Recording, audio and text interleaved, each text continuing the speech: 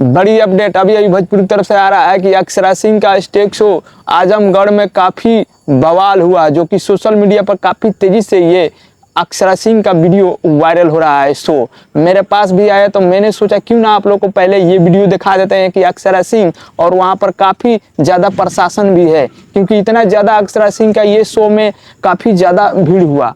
तो मेरे पास वीडियो आया तो मैंने चलिए पहले आप लोग को वीडियो दिखा देता हूँ। वीडियो कैसा लगा आप लोग कमेंट जरूर करिएगा। चलिए तो वीडियो को शुरू करते हैं।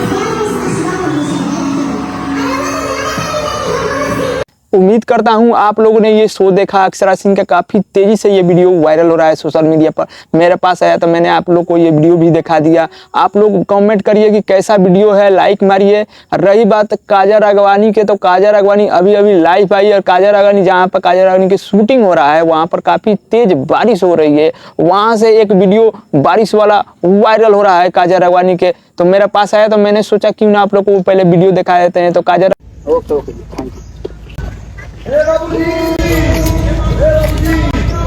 दो थोड़ा वेफर